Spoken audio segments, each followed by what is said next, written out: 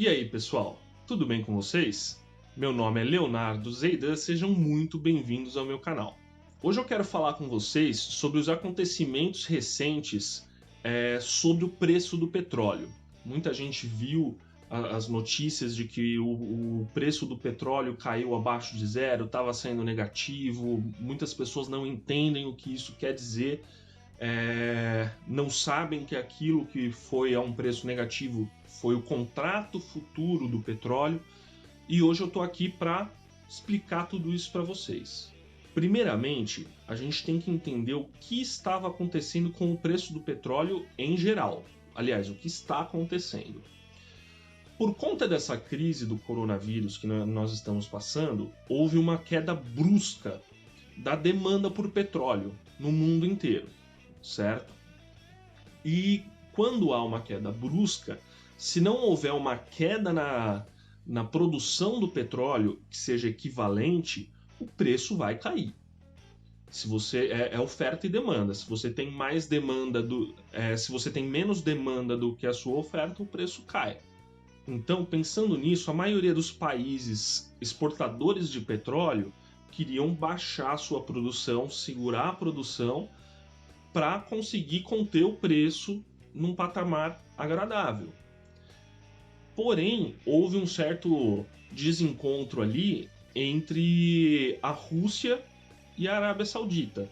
A Rússia não quis baixar a sua produção, porque ela tem um custo de produção do petróleo muito barato.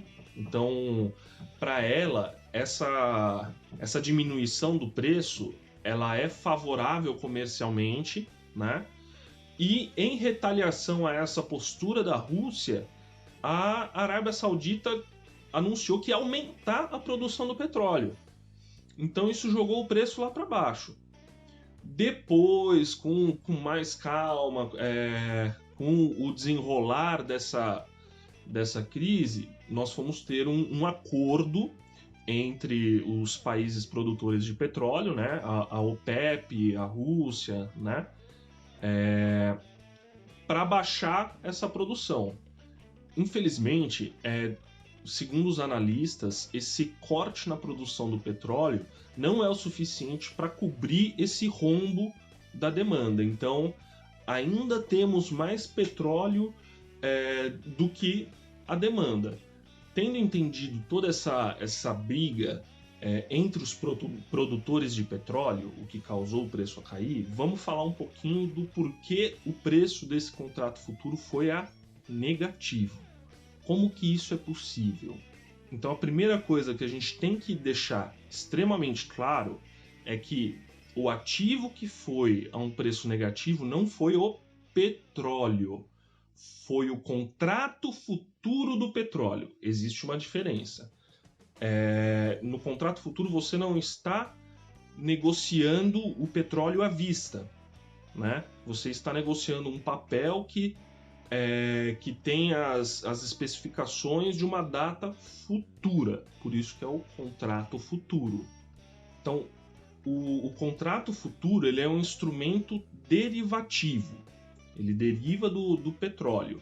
Então, nesse contrato futuro nós temos uma série de especificações, desde a qualidade do petróleo, a quantidade é padronizada, a entrega é padronizada, a data é padronizada, a data de entrega.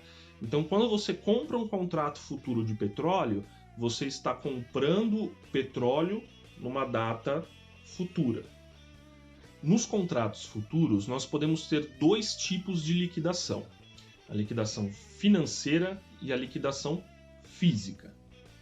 Como o próprio nome já diz, acho que já vai dar para antecipar aí o que eu vou falar, a liquidação financeira ela ocorre pela diferença do preço onde você comprou e o preço à vista quando o contrato chega no vencimento. Então você recebe ou paga essa diferença conforme a sua posição ali no contrato, né? Já a liquidação física ocorre de fato a entrega do produto, né?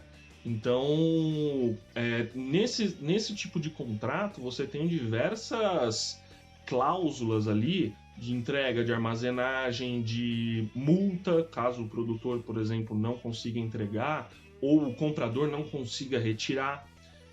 Então, é todo um trâmite um pouquinho mais complexo do que a liquidação financeira.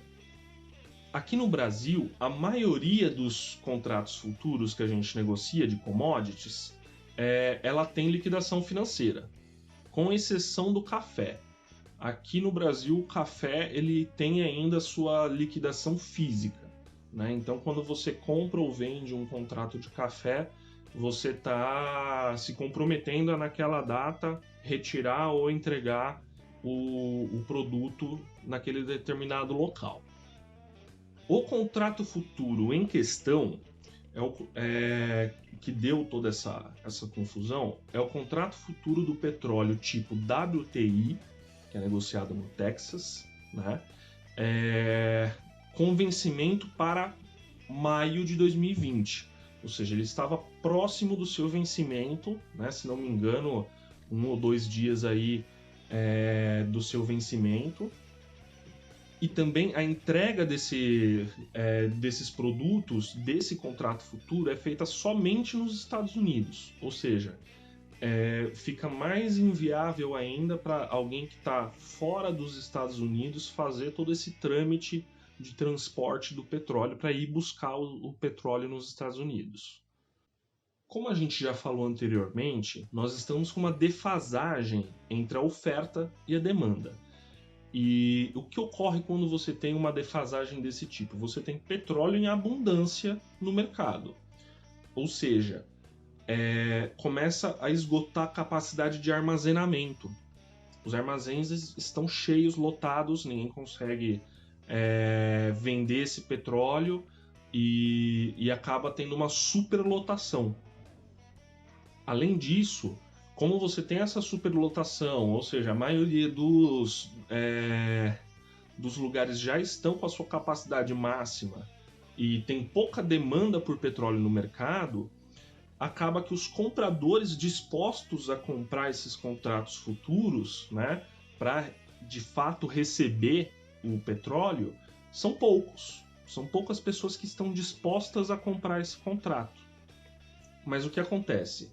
Quando você tem a negociação desses contratos futuros, não são só os produtores e os importadores e exportadores que negociam esses contratos. A gente tem também muitos investidores que usam isso como especulação. Nós temos fundos de investimento que muitas vezes podem fazer uma operação de hedge ou uma especulação em algum contrato futuro. Mas essas pessoas em questão, elas não têm interesse no petróleo físico. Elas têm interesse em negociar esse contrato.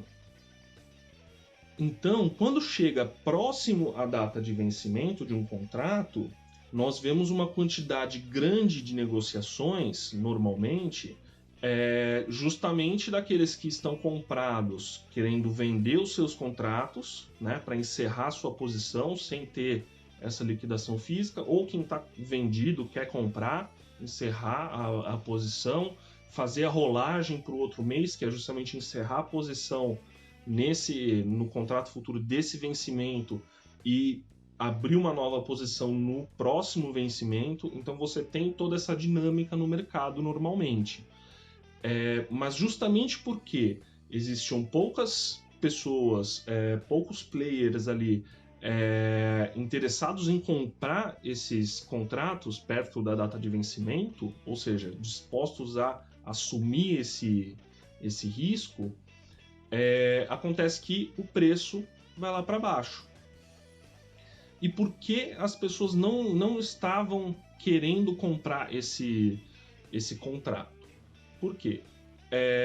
Você já não tem mais armazenagem, então você vai gastar um dinheiro muito alto com o custo da armazenagem, que você não sabe quando você vai conseguir vender. Mesmo que você consiga armazenar, você não sabe quando você vai conseguir desfazer desse produto. Você tem o custo de transporte, de ir buscar o petróleo naquele lugar, de todo esse trâmite, E você tem também as multas contratuais, né? Então, se você está comprado naquele contrato, você não cumpre, você tem uma multa pesada.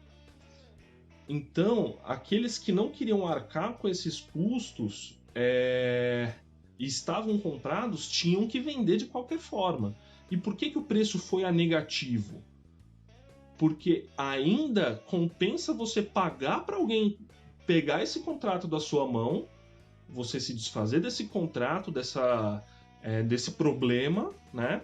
É mais barato você pagar para alguém te livrar disso do que arcar com as custas de armazenagem, de transporte, ou se você não conseguir fazer isso, da multa, entendeu? Então, ainda assim, compensa você vender esse contrato a negativo. Por isso que houve todo esse movimento no mercado, porque ainda compensava, entendeu? Para quem não queria encerrar aquele contrato, não queria continuar comprado naquele contrato. Então, a gente não precisa se desesperar. Não é o fim do mundo, não é o fim do petróleo ainda.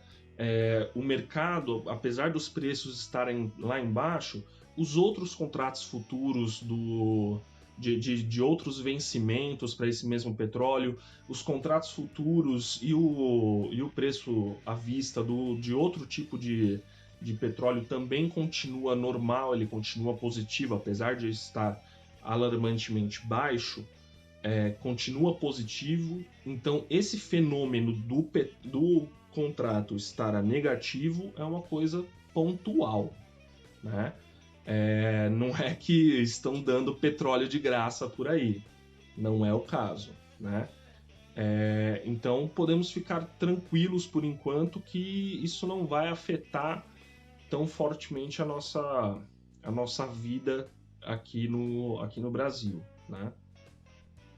Bom, eu espero que tenha sido totalmente claro, que vocês tenham conseguido entender. Não é, para quem nunca ouviu falar de derivativos, não é um assunto fácil de se entender assim em tão pouco um espaço de tempo tão curto, né? Então eu espero que tenha dado para entender bem esse conceito.